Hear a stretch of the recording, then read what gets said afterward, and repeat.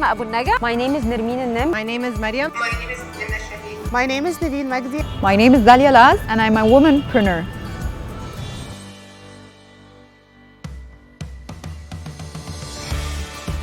Takea in history means giving people shelter or free food. Although we don't only donate food, we also sell surplus food. But our founder, Minna Shaheen, wanted to make Takea the first electronic name in Egypt and in the Middle East. We wanted to create community for the best talents in many fields. But to choose your business brand name, it is not easy. It's like choosing your baby name. So I met my marketing professor when we drinking a coffee, and I told him I wanted to create a brand name reflect of my business. So after a long discussion and very lovely discussion, we created El Harifa, which means the best talents in the market in many fields. Nuno Ghanem, the founder of Stellar, actually bootstrapped to start Stellar. But it wasn't just about the money, it was also about the support she needed from friends and family to support her through the ups and the downs of the business. Many more downs than ups, of course, at the start, so you really need the support of family and friends besides the funding. After that, we raised from angel investors, and the most important part about raising from angels in general is as startups, we're always under the impression that startups don't have the luxury of choice. We cannot choose our investors. But the thing is, we really need to be choosing our investors properly because of a few things. We like to think of fundraising as it's really a marriage, it's a relationship without the divorce part. So you really need to make sure you see eye to eye with your investor. The investor understands your industry. The investor understands the time horizon of the investment. You understand the time horizon of the investment. Is this investor in it for the long term or for a quick exit? All these things are super important as a startup choosing an investor.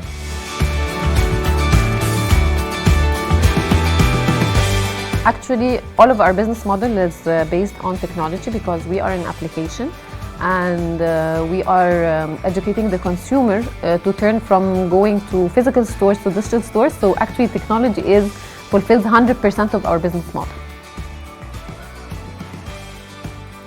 COVID came a hit to us because our business model is subscription from design firms, which is considered as a luxury service. When March, people started to stop the subscription, it was too bad for us. So I have to pay the expenses, the current running costs. And I found my partner, Layla Badawi, architect Layla Badawi. We met during this pandemic and we started to initiate with other two colleagues and part of the community to create the initiative of Design to Go and to help the people who are staying at home to do your gym and still you have an outdoor area to enjoy your morning coffee or a chat with your family. Most of the people might be healthy and staying at home, but their well-being is down. Their productivity is not like before. They're very not used of what's happening. So they gave consultation to every single person who applied for this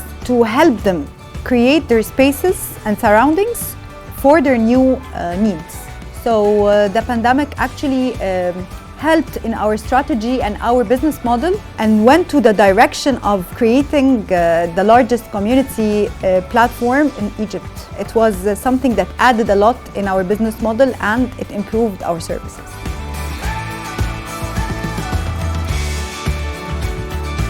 My biggest advice to a woman entrepreneur, never give up, never give up, never give up, and follow your passion, your inner self.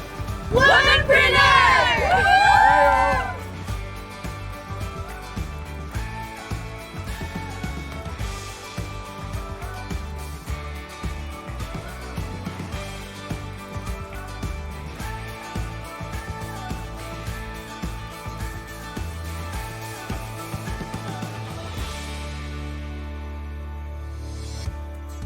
So women globally suffered the most from the consequence of the pandemic and COVID-19. This was also specific to the Arab states. A lot of these women lost their jobs. They're twice more likely to lose their jobs during the pandemic. In the Arab states, they lost 4.8% of the employment, female employment in the Arab states, the highest percentage in the world. Women had to start finding other sources of income post the pandemic, starting their own businesses, applying for micro credit, etc. So the financial institutions in Egypt and definitely in Arab states have to develop programs to address women's financial needs in order to start their businesses, in order to have smaller projects with microloans, etc. So women will actually need access to more finance to support them post the pandemic. Financial institutions will have to develop specific programs to ensure women get more access to microloans, more funding for their startups. They're still quite lagging behind.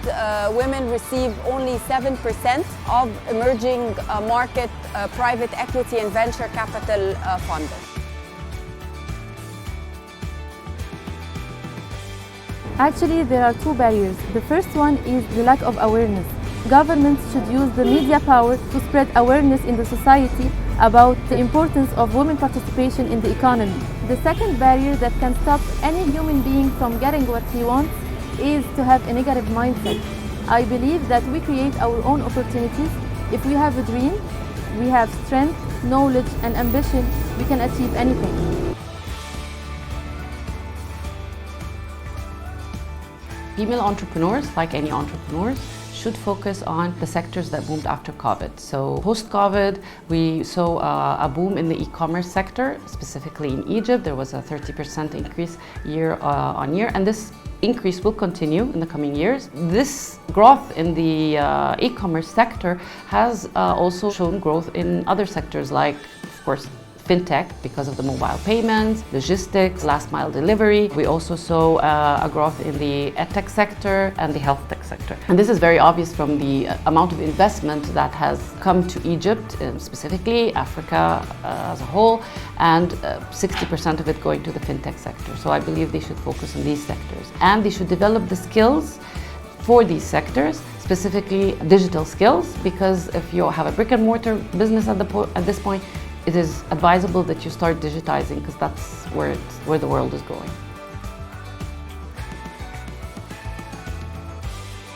Barrier to women entrepreneurship were insufficient financial support, lack of industrial support, lack of knowledge to work in participation, insufficient access to latest technology, lack of training, unawareness of the opportunities, and of course, pressure to achieve and fear of interacting with males. We need to have more initiatives to support women.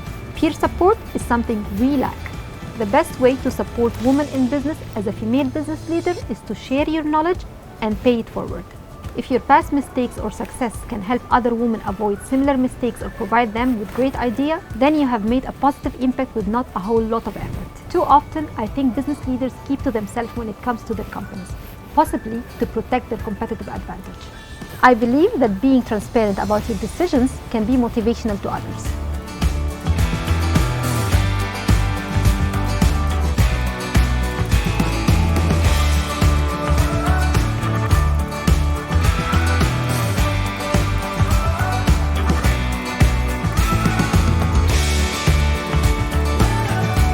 I turn crises into opportunities. Join us.